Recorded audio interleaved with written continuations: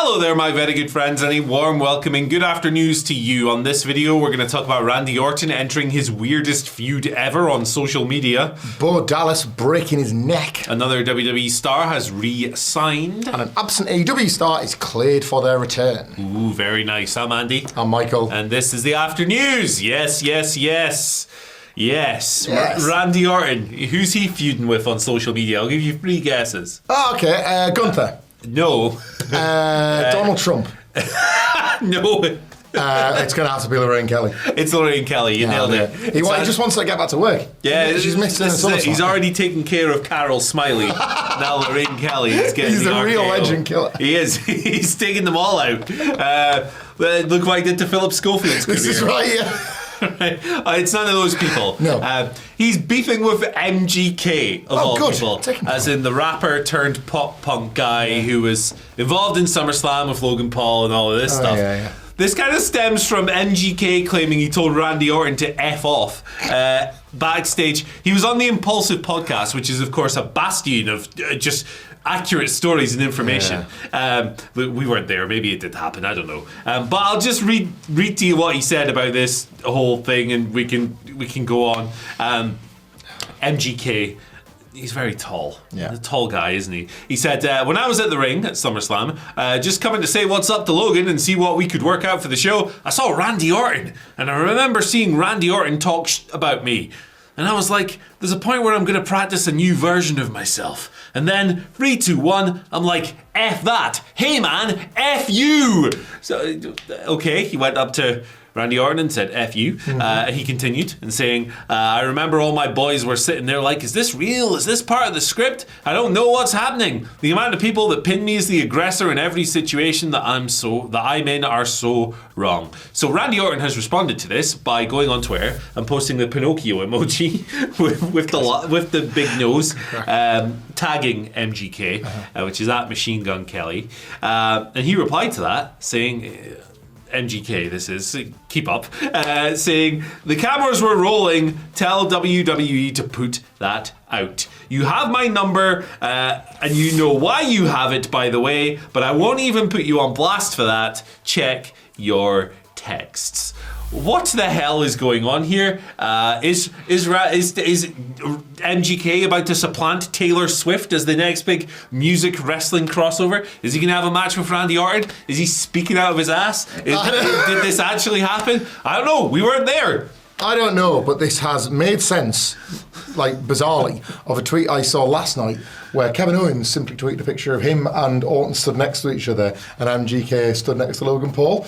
And I'm thinking, right, I get what he's doing there now, because of course he powerbombed MGK, remember all them years ago? Yes. And he kind of makes no secret of what he maybe thinks, at the very least, if not of Logan Paul's drink every time he's in front of that prime bottle stationed at ringside. So, look, you're going to do what we do and what the internet does and what everybody does these days, which is pick a side, and I will. Randy Orton's. I wouldn't want to shake that handful of cum in the mid-2010s any more than anybody else, but I see that impulsive clip, that sofa every now and then, and I just think, God, the vibe in that room absolutely reeks.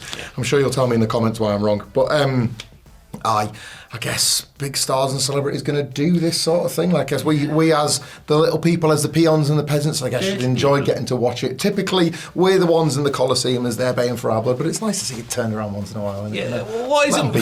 Why is it with Randy Orton and rappers? He did this with Soulja Boy a few years ago, do you remember? Yeah. God, yeah, that's a deep cut. And Soulja Boy, I think, was threatening to pull up into Raw and Superman that hoe. Has the wrestlers just all agreed to crank that and leave it and let bygones be bygones? The dare man held a wrestler's call. Soulja Boy bought a crate of beers for the boys. A crate of beer for the Soulja Boys. They've sorted out everything. Beef squashed. Friendship with Soulja Boy over. Now MGK is my new favourite guy or whatever. So yeah, I mean, personally, I'm not a particularly huge fan of either of those rappers' music. But you know, I like 90s. I like Nas and Wu-Tang and stuff like that. Yeah. You know, you're not going to see Randy Orton beefing with Method Man. I don't imagine so. No. Anytime soon. But no. What rapper would you like to see Randy Orton fight? Let us. What would be the funniest one, actually? What would be the funniest one? I don't know. I have no idea. I don't think any of them would be particularly funny. No. Because Randy Orton would win. Any of the D12 lads still kicking around? I'm not sure, actually. Bizarre. Legend. Bizarre. Bizarre KO. Oh, my goodness. They're a team. They're not rivals. They're a team. Boom. They're blatantly get along. Yeah. Yes, legends. We're going to move over to something a little bit more sentimental as opposed to that complete nonsense, shall we, I guess? Because Bo Dallas, who made his return on Monday Night Raw, like the first time in nearly 5 years out of the ring, it was November 2019, he worked a six-man, interestingly enough, with Chad Gable, then Shorty G, on the other side of the ring. But he made his return against Chad Gable in the main event of Raw, a very well-received match, in the Uncle Howdy persona for the first time. And his sister, Micah Rotunda, took to Instagram to pay tribute to her brother, and obviously so much of this Wyatt 6 presentation is being done in tribute to the late Bray Wyatt. So it was obviously a very emotional sort of post that she laid out, just wanted to pay tribute. But she did sort of put a tidbit in this. I think she wanted people to know, to understand quite the emotional and physical journey that Bo Dallas has been on. I'll just sort of say a few words to that post. She said, before I talk about the homage, I want to brag on Taylor for a second. Last night was his first full match in 5 years, but for those that might have missed the news, Taylor, that's Bo's real name, actually broke his neck in October of 2019. He came home to heal, then COVID hit, then he got in the best shape of his entire life, but then he was released in 2021. That's the side of the business people that talk about the lows, to praise him in the raptures of the highs and critique them for the sidewalks outside of the arena. I've got all emotions to my brothers, but Taylor did something last night most could never muster the courage to do. Obviously must have been an incredibly emotional experience, as it would be for any wrestler after such a long break, return at the ring. And because he was doing so, wanting to obviously honour his brother, as all of the Wyatts will want to do. And the company, I guess, wanting to make this work as much as they possibly can. But I don't know, I've never shaken off a broken neck to come to work before, especially when my job entails falling on that neck a few, 100 times. This is it. Like, remarkable stuff. It's not exactly something you wake up from and go, I'll just get on with it. I have already this morning been like, my throat hurts. I have to talk. Oh no, like I've got a bit of a sniffle. It's as well, this match, like, we kind of are very careful to caveat when it comes to this stuff, because it is being done with the best sort of possible intent to want to honour Bray Wyatt's legacy. The reactions this stuff is getting, they are monstrously overbid. This is working. This finally. You can never do it without thinking, I might screw this up. This go around appears to be, they're getting it right. If it's over, it's over. Yeah. And I think it's genuinely a very nice thing. Not that this is some kind of charity push or anything like that. I would never suggest that. But it's actually just nice to let what's his real name? Taylor. Sorry, missed it. Just honour his brother and do all these nice things and indulge in some creativity that he's clearly very invested in. Yeah. It's nice to see it play out not only from that standpoint, but also it's just an effective pro wrestling angle. How many neck breaks do we see? Like, end careers or shorten them or whatever, it's like, this is it, and I don't know if if this was going around years ago. My memory barely lasts 4 days, let alone 4 years. But like, that's the first I've heard of this. Same, yeah. So like, wow, congratulations on the recovery and for making it back, especially through the emotional turmoil of the past year or so. I think it's a really remarkable story. Like, when he was away from wrestling, when Bo wasn't active, I remember there was a story in the Observer from like 2020, and it was like, he's not wrestling or he's hanging out on a farm with Liv Morgan or something like that. It was really bizarre. And it was just like, what's going on with Bo? Does he just not want to do it anymore? In which case, fair play. Turns out he had a broken freaking neck. So, like, massive respect to that man for where he is now, from all he's had to navigate to get to this point. I think it's a tremendous success story, and I'm a full supporter of Taylor Rotunda and the entire family. Because it was like the 1 year anniversary of Bray's passing. Just the other day, and what was he, 36 years old? Yeah. Absolutely. Family, kids, all, that's a tragic story. That's no age at all. I mean, just impossible, horrible situation for anyone to have to live through. And I just want to see these people win and be happy and do cool things and let people celebrate them. So, best wishes. Absolutely. Definitely. Let's move over now.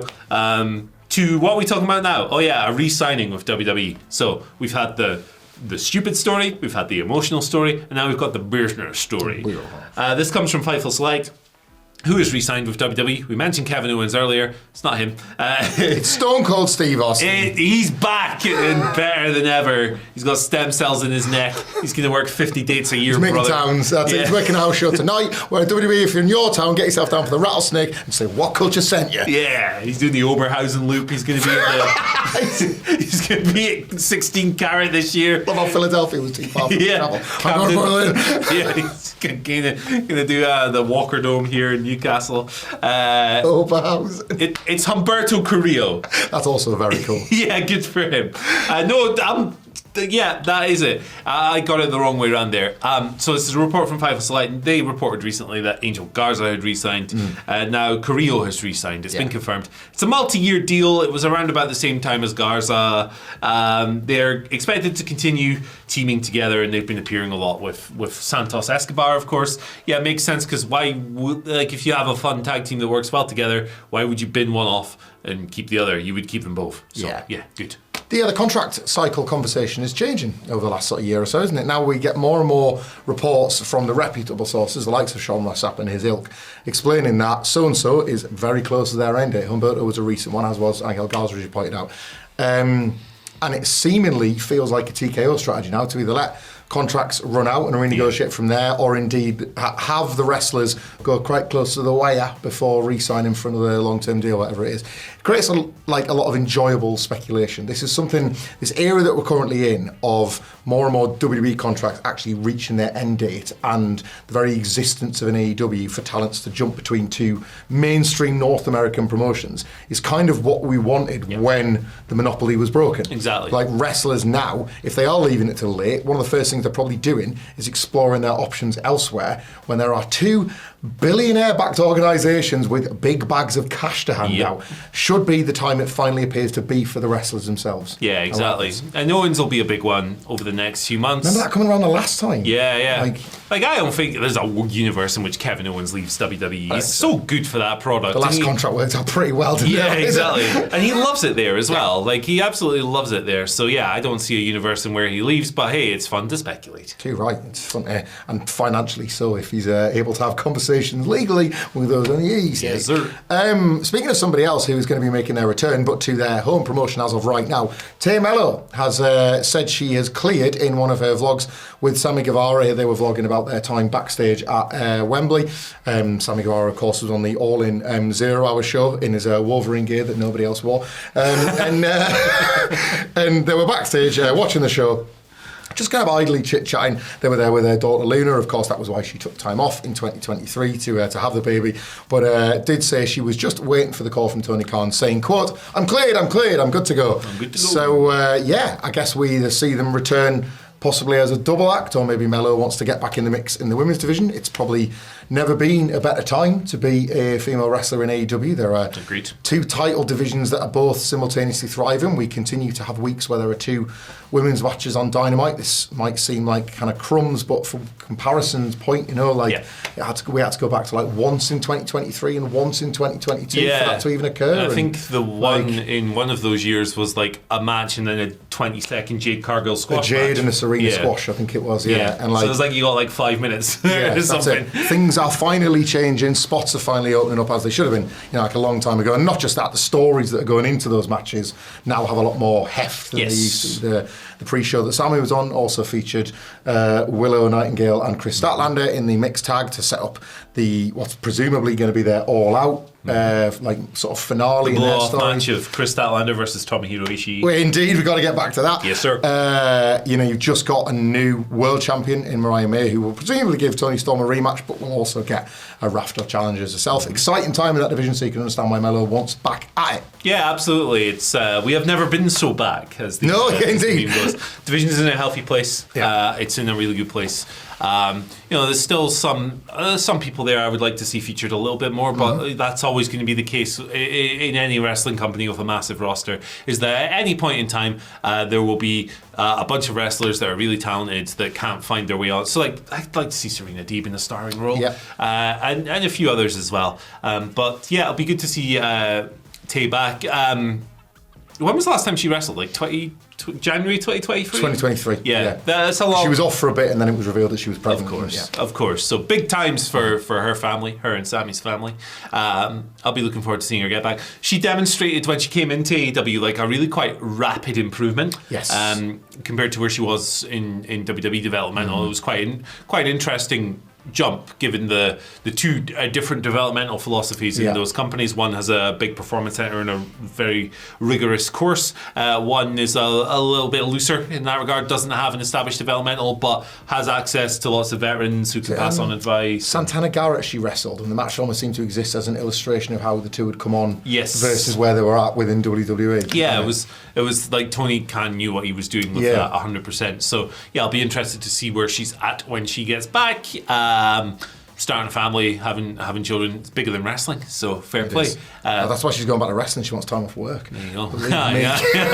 Sammy, you take care. Sammy, of course, just becoming a tag team champion with Dustin. That's right. Yeah. Dustin winning all the belts. As a babyface right now, it's kind of like, we're all Texans, we're all best mates. And it's like, I got my eye. Yeah. Sammy. Well, I'm not sure that's quite in the up and up. And of course, Ty Mello is from Brazil, Texas. So there you go. It all fits together nicely. Get her in the ring. Why the heck not? But yes, thank you for joining us for this afternoon. If you like this video, you will like this one. Bye.